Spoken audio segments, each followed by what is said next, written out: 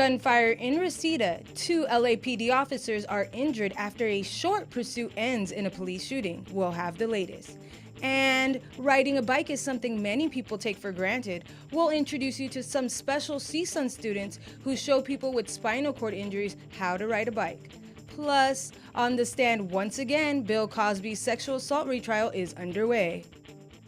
Hello and welcome to Valley View News. I'm Cameron Parrish. And I'm Corinne Hafuda. We begin with a deadly officer-involved shooting in Reseda. 2 cops were injured in an officer-involved shooting in Reseda Monday. The incident started during a stolen vehicle pursuit near Mission Hills. Police tracked the stolen vehicle because of a low-jack security system in the stolen car.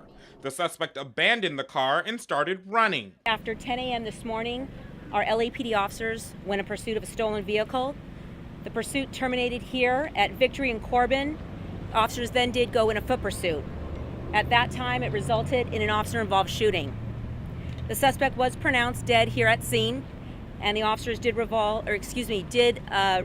a revolver. Police say the suspect was a male in his 20s. Before being shot dead by police, he stole this beige Ford Explorer. The officer suffered minor injuries. One was taken to the hospital and treated for a knee injury. The other officer received scrapes and bruises. Authorities were on scene for several hours to figure out exactly what caused the shooting. In Reseda, I'm Cameron Parrish for Valley View News. Police are still questioning a man who allegedly detonated 2 explosives in an Ontario Sam's Club. Police say 49-year-old Hugo Gonzalez walked into Sam's Club wearing a medical mask and a Dodgers hat before the device went off. Employees used a fire extinguisher to put out flames from the blast. Gonzalez was arrested 3 miles from Sam's Club after a short pursuit. He's charged with suspicion of arson and possession of a destructive device. A motive remains unknown at the time. Police say he isn't part of any known criminal organization or on any terrorist watch list. No one was injured in the blast, and there were no significant property damages. There was a dangerous and unusual stunt above Hollywood Boulevard. This man dangled from a crane 200 feet above the tourist destination. He wore an American flag like a cape. He then took off his shirt, pants, and shoes. Observers suspected he might fall or even jump. Onlookers watched as police tried to get him down. After 3 hours, he finally came down on his own. Officers then took him into custody. No word yet on why the man decided to perform this stunt. The 13-year-old boy who was trapped in a sewer pipe last week got a chance to thank his rescuers. Jesse Hernandez fell 25 feet into the pipe. He was stuck for more than 12 hours before the sanitation workers got him out. I'm thankful for everybody who was involved in my rescue. Because of them, I'm back with my family. And God for giving me another chance to live. Hernandez was taken to the hospital after his rescue. He had minor scratches and bruises. Some CSUN students are helping people with spinal cord injuries and other disabilities learn how to ride a bike, but not in the way you would normally think. Valley View News reporter Ambar Rodriguez has more.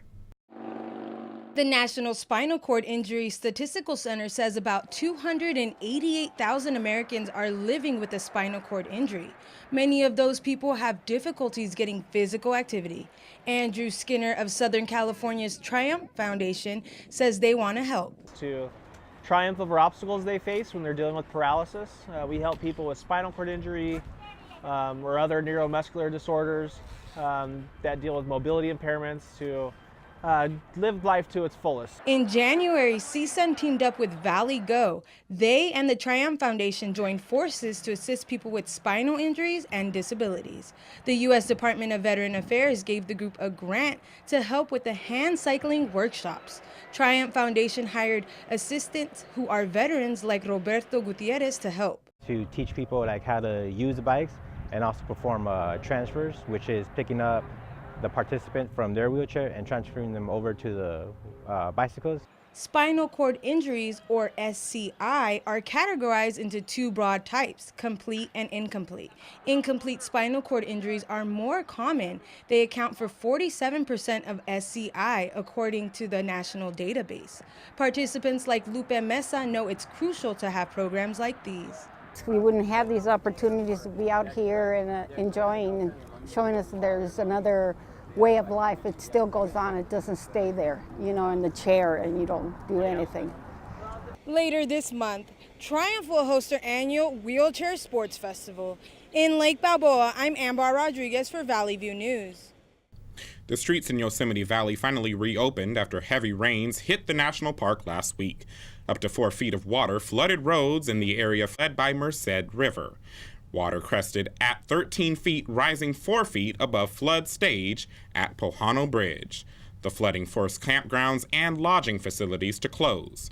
The park closed last Friday at 5 p.m. and reopened last Sunday at noon. Some facilities are still closed as cleanup work continues.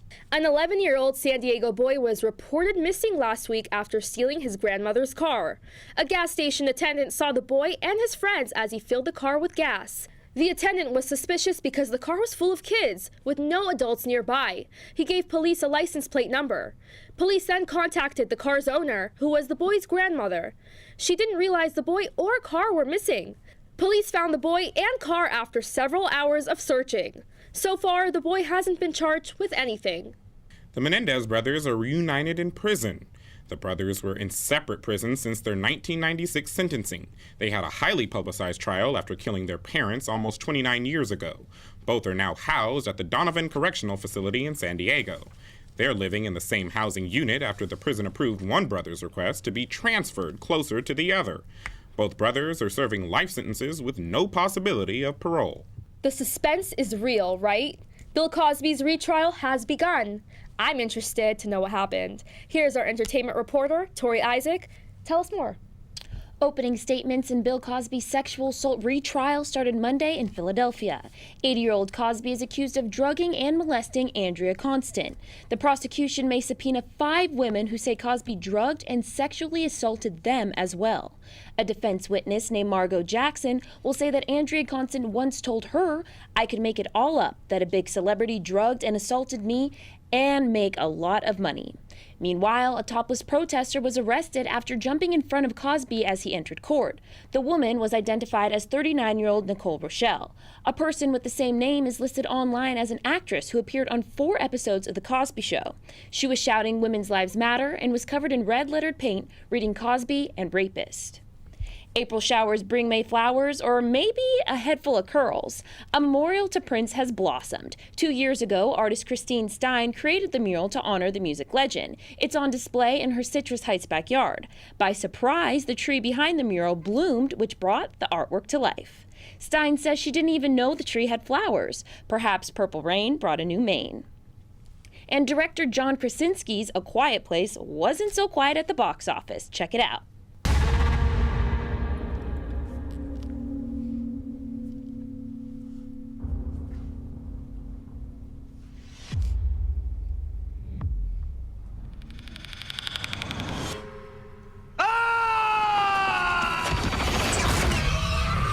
Horror films often have a simple premise, but similar to Get Out, A Quiet Place has a deeper message. Krasinski also stars in the film. He says it's a metaphor for parenthood, the idea of protecting your kids and how far to go to protect them. The film opened at $50 million. That's the second best domestic debut of 2018, just behind Black Panther, which made $1.2 billion worldwide. A sci-fi comedy series made its way to our very own campus. Seth MacFarlane, a spaceship, and lots of cameras took over the Oviatt lawn last week while filming Fox's The Orville. Maybe we will catch one of our fellow Matadors in a scene or two.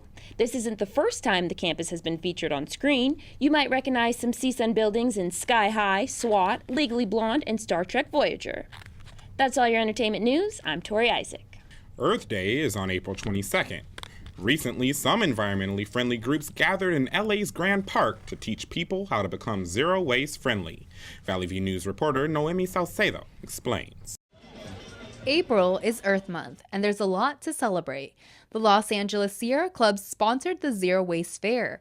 Coordinator Ren Vokes gave tips on how Angelinos can be more eco-conscious. Just avoid straws, avoid any takeaway packaging. It's just about being a little bit more conscious of how you shop and, the way that you approach buying things. Many groups had booths where they give away eco-friendly goodies and educational information. Christina Scott works for Imperfect Produce. They're a food delivery service selling farm produce that doesn't always meet the cosmetic standards required by many big stores. We really want to teach people that, beauty is only skin deep. We want to redefine beauty and produce and say that just because it has a little scar or, it's shaped a little bit differently, it's still super fresh, still tastes great. And we want to reduce the 6 billion pounds of waste that we have for this produce situation every single year. Plastic was a concern for many. A recent study by Orb Media found that a plastic water bottle contains dozens or even thousands of microplastic particles which mix with the water. Attendees spoke about their various eco-friendly efforts and their concerns for the environment. We use a lot of paper towels, but we can just buy a regular towel and wipe the counters with that and just throw it in the washing machine. If we don't start doing something now, yesterday, it really will be too late for our kids and our grandkids. This month will be filled with many different events to learn about the sustainability for the future of our planet. There is no time to waste. I'm Noemi Salcedo in Los Angeles for Valley View News. Coming up, we'll take you north of the border where 15 members of a junior hockey team were killed in a bus crash. Money is being raised for a victims fund. And breaking gender barriers, a woman is proving that wrestling isn't just for men. You'll meet her next.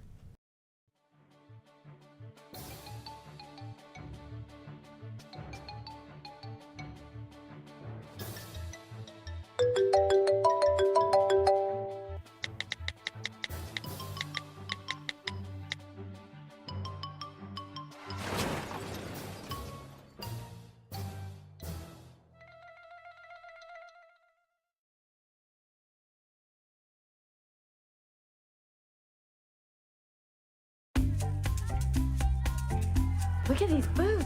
Man, those are nice. You should buy them. Half the price of the real thing. Do you want them?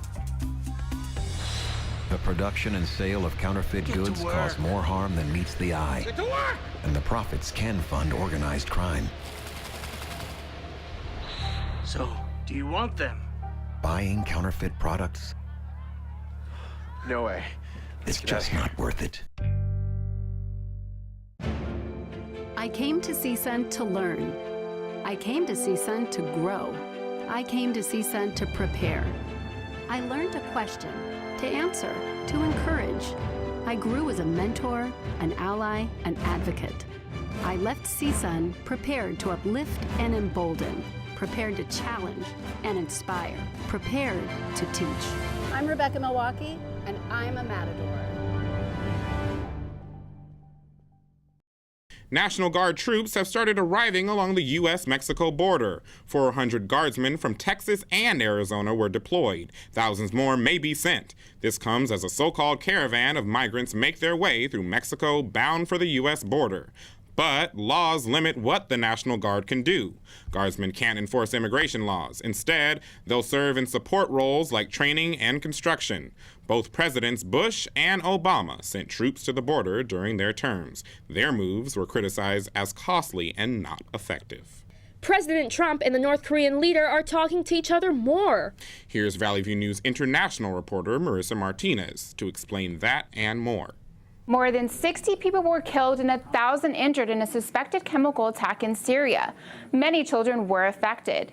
The Syrian government and its main ally, Russia, denied using chemical weapons. However, Russia accuses Israel of a nighttime airstrike over Syria after the chemical attack. It claims Israeli jets bombed a Syrian airbase. Russia, which is a member of the UN Security Council, wants to call a special UN meeting on security and peace in Syria. 9 other countries, including the US and France, also want a special meeting. President Trump said the Pentagon and American intelligence services will find who it is to blame for the chemical attack. If it's Russia, if it's Syria, if it's Iran, if it's all of them together, we'll figure it out, and we'll know the answers quite soon. The president said all options for punishment remain on the table. A man killed 2 people and injured 20 others after driving a van into a crowd in Munster, Germany. Police say he plowed into people sitting at an outdoor restaurant. He later shot and killed himself. The driver's motive for attack is unknown. He had a history of run-ins with police. Neighbors say he also expressed suicidal thoughts. This comes exactly 1 year after a similar attack in Stockholm, Sweden, where a man drove into a crowd of pedestrians. German officials say the Munster attacker has no known terrorism links. North Korean leader Kim Jong-un says he's ready to talk about turning over his nukes when he meets with President Trump next month. Tensions rose after Pyongyang's developed nuclear missiles capable of hitting the United States. The two nations held multiple direct contacts recently, but no details were given on what was discussed. I think there'll be great respect paid by both parties, and hopefully we'll be able to make a deal on the denuking of North Korea. Recently, Washington relied mostly on South Korea's statements about North Korean intentions. That's all for international news. I'm Marissa Martinez. Back to you in the studio. Thank you, Marissa. The hockey community is mourning after a bus crashed and killed 15 junior hockey players in Canada. 14 others were injured. The Humboldt Broncos were headed to the playoff game when their bus collided with a tractor-trailer in the Saskatchewan province. The death included the team's players, coaches, and staff. On behalf of the entire Broncos family, our deepest sympathies go out to the injured and the deceased, and of course all their loved ones. We are heartbroken and completely devastated. A GoFundMe page was set up for the victims. So far, $5 million has been raised. Many NHL teams paid tribute to the Broncos during their games and then made large donations of their own to the GoFundMe account. Authorities are still investigating the cause of the crash. A much-anticipated debut for the Angels in a fast and furious competition was held in Long Beach during the weekend. Andrena, what do you have for us in sports on this? Thank you, Cameron. Good news for former CSUN athletic director Brandon Martin. The Los Angeles County Attorney's Office cleared him of charges related to the altercation with CSUN's men's basketball coach, Reggie Theus. Both men were fired from CSUN last month following the alleged altercation. At that point, Theus filed a battery charge against Martin. The wrestling world is a male-dominated industry. However, female wrestling student Emily Pratt is proving everything she can do better. Valley View News reporter Mario Saucedo has the story. Professional wrestling is a male-dominated industry. At the Santino Bros Wrestling Academy, Emily Pratt is the only woman in a class of 16.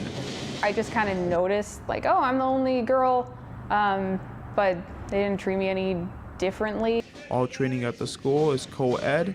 Coach Douglas James says an obstacle of co-ed training is getting male students to treat women equally. It really me off when a guy goes, oh, I didn't want to hurt her. Like, no, you need to step it up and you need to it in. And I'm a firm believer in treating everybody equally. Founder of the school, Joey Munoz, says despite the obstacles for women, female graduates tend to have less trouble getting booked for shows. Since there are so less female wrestlers joining on average, and then even less graduating, the demand is definitely a lot higher. Spots are limited for women on wrestling shows. Some women are choosing to wrestle men. Coach James is an advocate of these matches. There's movies like Wonder Woman out now, or the Avengers with Scarlett Johansson. They're just kicking guys' asses, and I think it's very believable. It's not far-fetched. It's 2018, and I think it's awesome. When it comes to the intergender training of female and male wrestlers at the Santino Bros Wrestling Academy, there are no exceptions. From Valley View News, I'm Mario Saucedo. A new phenomenon hit the mound for the Angels, and they're selling out tickets for the first time in 20 years. Sunday, the Angels' new pitching sensation Shohei Ohtani faced the Oakland A's, giving them a run for their money. The Japanese pitcher threw an almost perfect game. He gave up a single shot in 7 innings. Ohtani induced 25 swinging strikes. He led the Angels to a 6-1 victory. His impressive stats are making Major League history. He joins the ranks with Babe Ruth and Ken Brett. Over the weekend, Ohtani became the first player in 99 years to hit 3 homers. He also won 2 games within the first 10 games of a season. Sunday was also a big day for golf fans. The Masters took place this weekend at Augusta National in Georgia. After Tiger's performance at Valspar, some wanted him to dominate the competition. However, it was Patrick Reed who took home the $2 million purse. Reed, who is normally dressed in Tiger's signature red and black, was noticeably unliked by audiences. While patrons don't root against players, they do cheer louder for those they favor, who in this case wasn't Reed.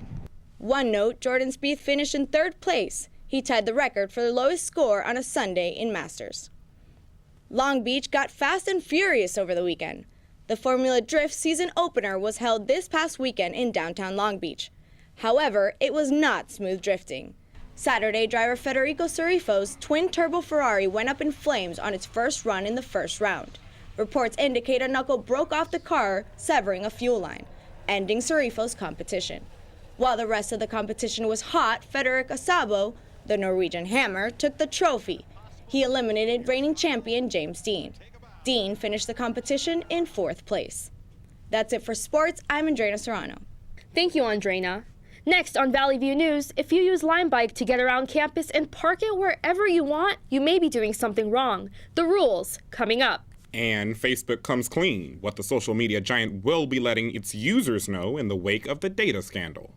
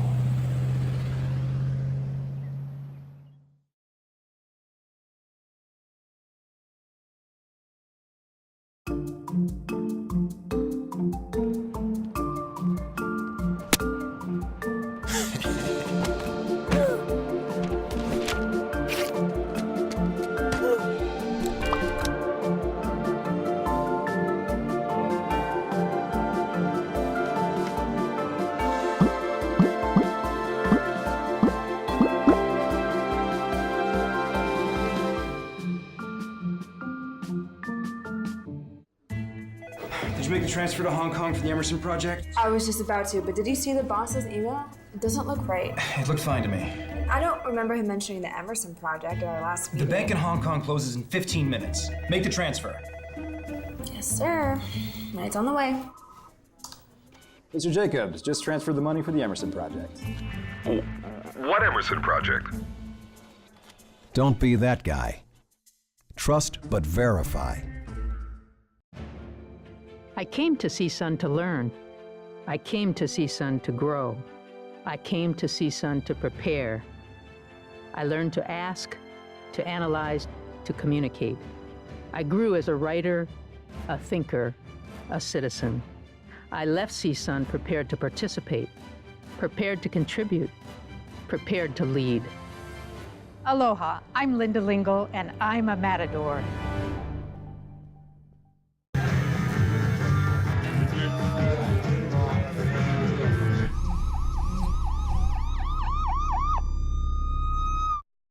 Apparently, many CSUN students are abusing their Lime Bike privileges. The way students use the bike is in violation of the company's contract with CSUN. Some riders park their bikes on sidewalks, private property, and handicap spots.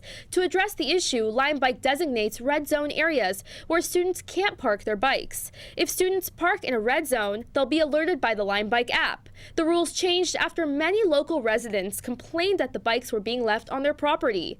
There were more than 40 complaints by people in the community. Gas prices continue to go up. The average price per gallon in Los Angeles County is $3.57. It's the highest since August 2015, 14.5 cents higher than a month ago, and 55 cents higher than a year ago.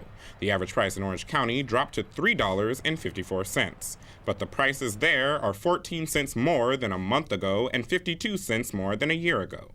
Auto exporters say some cars flooded in Hurricane Harvey are being exported overseas. This is the case even as insurance companies declared the cars a total loss. But some cars were able to be repaired. Those ended up mostly in Africa, Asia, and the Middle East. The water-damaged cars were supposed to be scrapped or sold to wholesalers, but insurance companies say it's cheaper to restore cars overseas than in the U.S. Many cars will be back on the road outside the U.S. after being repaired. Cancer warnings and data breaches, things you need to know to protect yourself. Here's Valley View News social media, health, and tech reporter Lauren Turner-Dunn with details. Don't be alarmed when you see a new link posted on your Facebook newsfeed. Facebook is alerting users whose data was collected by Cambridge Analytica. The London-based voter analytic company took information on millions of voters in the 2016 presidential election. At the time, Facebook's rules permitted the data collection. Facebook CEO Mark Zuckerberg was on Capitol Hill being questioned by lawmakers about the data abuse. Best Buy is one of several retailers coming forward as a victim of another data breach. Thousands of customers say they may have had credit card information exposed. Hackers targeted the chat service 247.ai. Best Buy, along with Sears, Kmart, and Delta Airlines, used the chat service. They were all hacked. Best Buy thinks some customers who didn't use the online chat service still could have had their data stolen. 247.ai said the attack started in September, but they waited until last week to announce it publicly. Best Buy notified law enforcement about their data breach immediately. They'll notify any customers affected. Johnson & Johnson lost a lawsuit against a man who was diagnosed with cancer after using talcum powder. Stephen Lonzo was awarded $37 million in damages. He used Johnson & Johnson products like their baby powder for more than 30 years. He says exposure to the powder gave him mesothelioma. That's a type of cancer affecting the lining of the lungs. Johnson & Johnson said they've done testing to make sure their talc products don't contain asbestos. There are similar cases making their way through the courts, including one in California. AI, or artificial intelligence, is becoming more human-like and smarter as time goes by. The Defense Advanced Research Projects Agency launched AI 2.0. That's a software learning system for AI. Senior tech correspondent Lori Siegel says machines and humans are already merging. Even according to MIT, in the next 10 years, you're going to have AI that can translate languages incredibly easy, write high school essays. Let's keep going further into the future. When will they be better than humans when it comes to retail? Google and other tech companies are teaching AI networks to learn multiple things without forgetting what was learned. That's all I have for Social Media Health and Tech. I'm Lauren Tenner-Dunn. Since the January mudslides in Montecito, homeowners like Mari Mitchell have searched through debris looking for valuables they once cherished. Before the mudslides, Mari put her wedding rings, a watch, and a special pendant inside a small pouch as she prepared for the storm. That bag washed away along with most of her belongings. Contractor Ann Burgard says the pouch was always on Mari's mind as she helped her go through the mud. When Burgard found the bag, she started shaking. Mitchell got emotional when she saw it. She says this miracle had a big lesson tied to it. There's a message in it that says don't give up. Just don't give up. Even if it's a little thing and it seems impossible, don't give up. The pouch was found ripped open, yet all the contents were still inside. We had record-breaking heat this week, leaving some of us waddling in 90-degree temperature. We're not good with the duck puns, but we're going to take a quack at it. These web feed friends aren't foul. They visited our reporter Ambar Rodriguez while she was out in the field. Speaking of the Ducks, the Anaheim Ducks will be facing off against the San Jose Sharks in the first round of the Stanley Cup playoffs. Man, I wish I was one of those ducks. I mean, it was just 90 degrees out in my car thermometer. I know. Perfect tanning weather, right? It's getting ready for that summer weather. Oh, God, I can't wait. That's all for Valley View News. Thanks for watching. I'm Cameron Parrish. And I'm Corinne Hafuda. For news any time of the day, go to our website, sundial.csun.edu. We'll see you next week.